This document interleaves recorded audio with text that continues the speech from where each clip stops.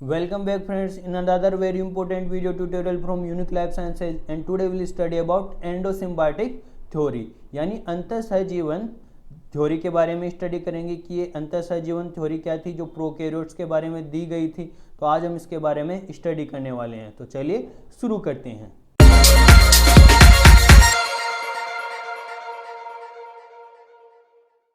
तो सबसे पहले देखते हैं इंट्रोडक्शन। देखो, एंडोसिम्बायोटिक को जानने से पहले हम देखते हैं कि सिम्बायोसिस का मतलब क्या होता है। तो सिम्बायोसिस को हम बोलते हैं हिंदी में सहजीवन।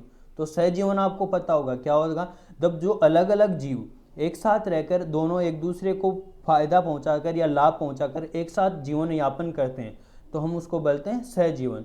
यदि ये सिम्बायोसिस का एग्जाम्पल आपने पढ़ा भी होगा, जैसे लाइकेन में होता है। लाइकेन में क्या होता है, एल्गी और फंजाई दोनों एक साथ मिलकर एक दूसरे को बेनिफिट करते हैं और एक साथ रहते हैं, तो इसको बोलते हैं सहजीवन। एक प्रकार का सहजीवन और होता है एंडोसिम्बायोटिक। उसमें क्या होता है, जब कोई जीव एक दूसरे जीव के अंदर पाया जाता है और एक दूसरे को वो बेनिफिट करते हैं, तो इस प्रकार के हम जीवन को क्या बोलते हैं, एंडोसिम्बायोसिस। यानी इस प्रकार के संबंध को हम क्या बोलते हैं, एंडोसिम्बायोसिस। इसमें दोनों को क्या होता है, लाभ होता है। अब इसी थ्योरी के आधार पर एक थ्योरी सेल्स के बारे में भी दी गई कि ये जो सेल ऑर्गेनल्स होते हैं प्रोकैरियोट्स और जो यूकैरियोटिक के सेल ऑर्गेनल्स होते हैं, इनमें क्या सिमिलरिटीज पाई जाती हैं। तो देखो, दी एंडोसिम्बायोटिक थ्योरी किसके द्वारा प्रपोज की गई थी, मार्गुलिस के द्वारा। 1993 ने ये symbiotic theory endosymbiotic theory propose की गई थी। किसके आधार पर प्रपोज की गई थी, तो ये किस आधार पर प्रपोज की गई थी कि prokaryotic cells show similarities with eukaryotic cells organelles like mitochondria and chloroplast। देखो ध्यान से समझिए किसके बारे में दी गई थी कि जो प्रोकैरियोटिक कोशिकाएं होती हैं, हम पहले वीडियो लेक्चर में पढ़ चुके हैं कि प्रोकैरियोटिक सेल और यूकैरियोटिक सेल्स में डिफरेंस क्या होते हैं। यदि अभी तक आपने वो वीडियो लेक्चर नहीं देखा तो लिंक आपको डिस्क्रिप्शन में मिल जाएगा, तो पहले वो देखिए, उसके बाद में समझ में आएगा आपको प्रोकैरियोटिक सेल्स और यूकैरियोटिक सेल्स क्या होती हैं। तो प्रोकैरियोटिक सेल्स में देखो क्या होता है, प्रोकैरियोटिक सेल्स और यूकैरियोटिक सेल्स में क्या पाए जाते हैं, माइटोकॉन्ड्रिया और क्लोरोप्लास्ट। तो इनमें जो माइटोकॉन्ड्रिया और क्लोरोप्लास्ट होते हैं वो क्या होते हैं, सिमिलरिटी दर्शाते हैं किससे, प्रोकैरियोटिक सेल्स से। यानी प्रोकैरियोटिक सेल्स कैसी होती है, सिंपल प्रकार की कोशिका होती हैं। और यदि माइटोकॉन्ड्रिया और क्लोरोप्लास्ट को भी देखें तो वो भी क्या होती है, एक छोटी कोशिका की बात ही दिखाई देती है, या उनमें कुछ ऐसे करेक्टर पाए जाते हैं जो प्रोकैरियोटिक कोशिकाओं से सिमिलर होते हैं। तो इसी के आधार पर एंडोसिम्बायोटिक थ्योरी मार्गुलिस के द्वारा प्रपोज की गई थी। अब ये थ्योरी क्या करती है, देखो, according to this theory mitochondria and chloroplast of eukaryotic cells originate as symbiotic prokaryotic cells. अब देखो ये थ्योरी क्या कहती है, साइंटिस्ट ने क्या बताया, इन्होंने बताया कि जो माइटोकॉन्ड्रिया और क्लोरोप्लास्ट हैं किसमें पाए जाते हैं, यूकैरियोटिक सेल्स में, प्रोकैरियोटिक में नहीं पाए जाते। तो माइटोकॉन्ड्रिया और क्लोरोप्लास्ट क्या थे, ये पहले क्या थे, प्रोकैरियोटिक कोशिकाएं थी। क्या थी, प्रोकैरियोटिक कोशिकाएं थी। लेकिन ये बाद में क्या हो गई, किसी दूसरी प्रोकैरियोटिक कोशिका में एंटर कर गई और वहां पर इन्होंने क्या किया, सहजीवन स्थापित किया। और वो एक कोशिका किसका निर्माण कर दिया, इसने यूकैरियोटिक कोशिका का निर्माण कर दिया।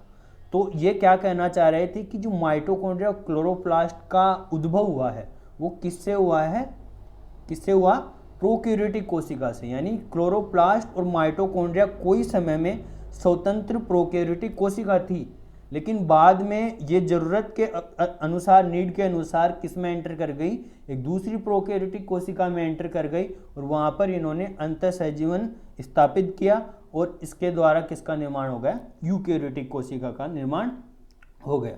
तो ये थी एंडोसिम्बायोटिक थ्योरी, जिसको हम देखेंगे डायग्रामेटिकली अच्छी तरह। The presence of circular covalent close DNA and 70s ribosome in mitochondria and chloroplast support this theory. अब इस थ्योरी को सपोर्ट करने के लिए हमारे पास एविडेंस भी हैं। वो एविडेंस क्या थे कि इसमें जो क्या होता है, सर्कुलर डीएनए पाया जाता है और क्लोज डीएनए पाया जाता है, 70s राइबोसोम पाए जाते हैं, वो माइटोकॉन्ड्रिया और क्लोरोप्लास्ट में भी पाए जाते हैं और प्रोकैरियोटिक सेल्स में भी पाए जाते हैं। अब देखो एंडोसिम्बायोटिक थ्योरी को समझते हैं हम डायग्राम के द्वारा। तो देखो किस प्रकार से एंडोसिम्बायोटिक थ्योरी दी गई थी, क्या मतलब है एंडोसिम्बायोसिस का मतलब। तो देखो इस थ्योरी के अकॉर्डिंग कि सबसे पहले टाइम के अकॉर्डिंग कोई एंसेस्ट्रल यानी प्रोकैरियोटिक का पूर्वज था, प्रोकैरियोटिक कोशिका का कोई पूर्वज था। तो डेवलपमेंट हो रहा था यानी उद्विकास हो रहा था। तो इवोल्यूशन में के दौरान धीरे धीरे इनमें क्या होने लग गए, अंदर जो इनकी कोशिका झिल्ली थी वो अंदर की ओर फोल्डिंग होने लग गई।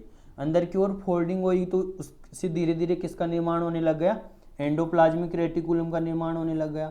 अब एंडोप्लाज्मिक रेटिकुलम का निर्माण होते होते धीरे धीरे केंद्रक झिल्ली का भी निर्माण होने लग गया।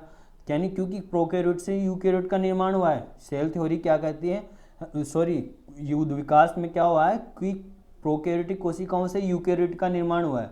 वो कैसे हुआ, धीरे धीरे सेल मेम्ब्रेन अंदर की ओर इनफोल्ड हुई, फिर उससे एंडोप्लाज्मिक रेटिकुलम का निर्माण हुआ।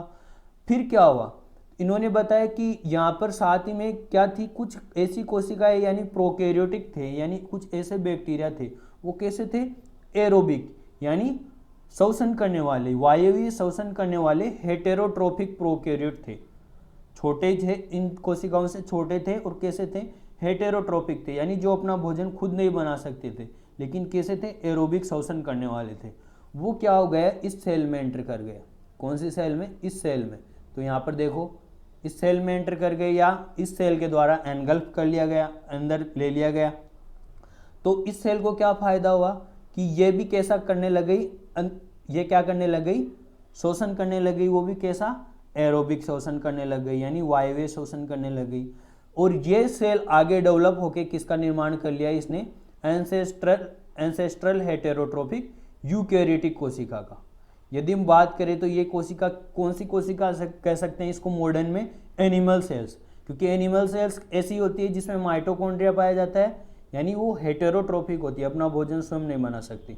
तो ये क्या था, ये जो वहाँ पर ये जो हेटेरोट्रोफिक प्रोकैरियोटिक एंटर हुआ वो क्या था, माइटोकॉन्ड्रिया था, यानी जो श्वसन तो कर पा रहा था लेकिन अपना भोजन स्वयं नहीं बना पा रहा था। तो अपनी नीड्स के लिए ये किस में एंटर कर गया, दूसरी सेल में, प्रोकैरियोट में एंटर कर गया, और दोनों एक साथ सहजीवन स्थापित करने लगे। और ये बाद में किसका निर्माण किया, इसने पूर्वजों का निर्माण किया। कौन सी सेल्स के पूर्वज बने, ये हेटेरोट्रोफिक यानी परपोषी कोशिका का निर्माण हुआ, यानी जंतु कोशिका का निर्माण हुआ। अब इसी कोशिका में कुछ ऐसे सेल ऑर्गेनल, यानी सेल ऑर्गेनल नहीं बोलेंगे, क्या बोलेंगे हम, प्रोकैरियोटिक, ऐसे प्रोकैरियोटिक एंटर किए जो क्या कर सकते थे, फोटोसिंथेसिस कर सकते थे। क्योंकि हमें पता है कुछ प्रोकैरियोटिक अभी भी फोटोसिंथेसिस कर सकते हैं, जैसे ब्लू ग्रीन एल्गी। तो ब्लू ग्रीन की एल्गी क्या है, प्रोकैरियोटिक है और क्या करती है, फोटोसिंथेसिस करती है। तो मान लो यहाँ पर इसमें एक ब्लू ग्रीन एल्गी वाली कोशिका इस सेल में एंटर कर गई, कौन सी सेल में, इस सेल में। तो यहाँ पर इसमें पहले से ही क्या एंटर कर गया था, माइटोकॉन्ड्रिया जैसी सेल। माइटोकॉन्ड्रिया जैसी सेल का मतलब हेटेरोट्रोफिक प्रोकैरियोटिक सेल एंटर कर चुकी थी। अब इसी सेल में साथ साथ में क्या एंटर कर गया, एक फोटोसिंथेटिक प्रोकैरियोटिक भी एंटर कर गया। और इससे क्या हुआ, इसमें माइटोकॉन्ड्रिया भी एंटर हो गया और प्लास्टिड यानी क्लोरोप्लास्ट भी एंटर कर गया। और ये क्या थे, पहले स्वतंत्र कोशिका थी और बाद में इन्होंने क्या बना ली, एक प्लांट कोशिका। तो प्लांट कोशिका में पता है माइटोकॉन्ड्रिया भी पाए जाते हैं, यानी ये स्वपोषी होती है। तो ये कोशिका क्या बनाई इसने एंसेस्ट्रल फोटोसिंथेटिक यूकैरियोट का निर्माण किया। तो इस प्रकार से एंडोसिम्बायोसिस थ्योरी को, अब इसके जो एविडेंस है मैं पहले बता चुका हूँ। अब इनमें और सिमिलरिटीज देखते हैं, वो सिमिलरिटीज क्या है, प्रोकैरियोटिक कोशिका और यूकैरियोटिक ऑर्गेनल्स के बीच में क्या सिमिलरिटीज हैं, वो सिमिलरिटीज देखो। नेचर ऑफ डीएनए, यदि डीएनए का नेचर देखें तो प्रोकैरियोटिक कोशिका होती है, यानी बैक्टीरियल सेल्स की बात कर लो आप, तो बैक्टीरियल सेल्स में कैसा पाया जाता है, डबल स्टैंडर्ड सर्कुलर डीएनए पाया जाता है। और यूकैरियोटिक ऑर्गेनल्स यानी माइटोकॉन्ड्रिया और क्लोरोप्लास्ट, यहाँ पर डायरेक्ट माइटोकॉन्ड्रिया और क्लोरोप्लास्ट भी लिख सकते हैं। तो इनमें भी कैसा पाया जाता है, double standard and circular DNA. Histone protein की बात करें तो हिस्टोन प्रोटीन कैसा पाया जाता है, इनमें प्रोकैरियोटिक सेल्स में अब्सेंट होता है, और तो यूकैरियोटिक ऑर्गेनल्स में भी क्या होता है, अब्सेंट होता है, यानी माइटोकॉन्ड्रिया और क्लोरोप्लास्ट में भी अब्सेंट होता है। राइबोसोम्स की बात करें तो इसमें भी 70S पाया जाता है और इसमें भी 70S पाया जाता है। ग्रोथ यानी इनमें ग्रोथ वृद्धि कैसे होती है, इनमें डिवीजन कैसा होता है, बाइनरी फिजन के द्वारा, यानी दोनों में द्विखंडन होता है और इनमें भी द्विखंडन के द्वारा ही क्या होता है, इनमें ग्रोथ होती है। तो ये जो सिमिलरिटीज हैं ये किसका एविडेंस है, ये एविडेंस किसको देते हैं, एंडोसिम्बायोसिस थ्योरी को। तो एंडोसिम्बायोसिस थ्योरी क्या कहती है कि जो प्रोकैरियोटिक में ये यूकैरियोटिक ऑर्गेनल्स यानी माइटोकॉन्ड्रिया और क्लोरोप्लास्ट हैं वो क्या थे, पहले स्वतंत्र प्रोकैरियोटिक सेल्स थी। तो माइटोकॉन्ड्रिया को तो हम क्या कह सकते हैं, हेटेरोट्रोपिक प्रोकैरियोटिक, और क्लोरोप्लास्ट को क्या कह सकते हैं हम, फोटोसिंथेटिक प्रोकैरियोटिक कह सकते हैं, क्योंकि क्लोरोप्लास्ट अपना भोजन स्वयं बना पा रहा था, माइटोकॉन्ड्रिया अपना भोजन नहीं पा रहा था। तो ये दोनों एक सेल में एंटर कर गए और ये एक यूकैरियोटिक कोशिका का निर्माण हुआ जो कैसी थी, अपना भोजन स्वयं बना सकती थी। तो ये थी एंडोसिम्बायोटिक थ्योरी। तो आई होप ये वीडियो लेक्चर आपको अच्छी तरह समझ में आ गया होगा। यदि अभी भी कोई डाउट है तो आप कमेंट करके पूछ सकते हैं।